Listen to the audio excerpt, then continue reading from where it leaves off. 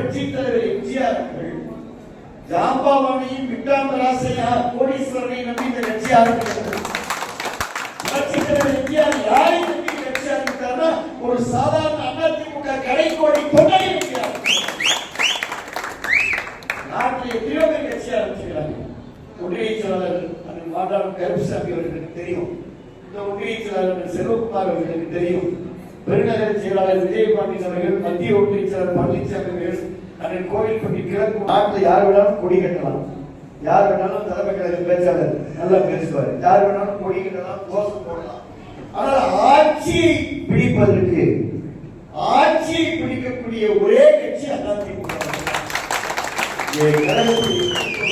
என்ன சொல்ல வருகிறேன் சொன்னா, நாம் அதிமுக பெருமை சிவாஜி கணேசன் கூட கட்சி ஆரம்பிச்சாரா? பாக்கியராஜ் கட்சி ஆரம்பிச்சாரா?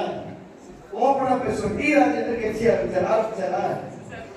SSR கட்சி ஆரம்பிச்சாரு. எல்லா நடிகரும் ஆரம்பிச்சாங்க. இப்போ ஆரம்பிக்கிறாங்க. அதுக்குள்ள நான் போகல.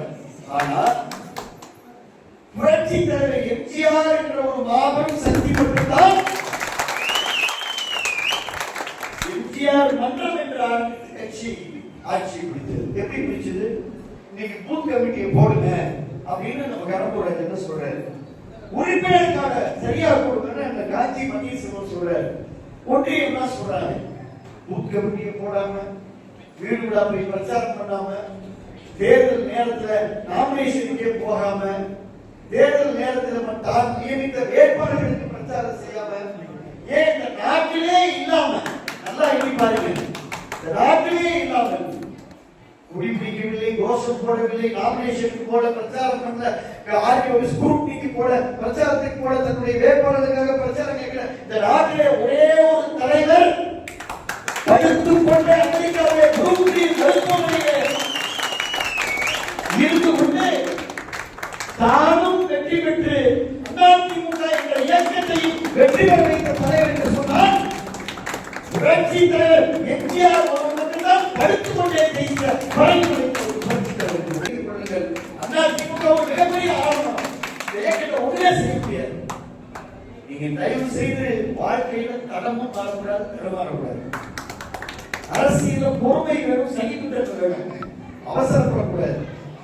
ஒரு கப்பல் என்பது அப்படியே கால் கடல்ல பயணம் செய்யும்.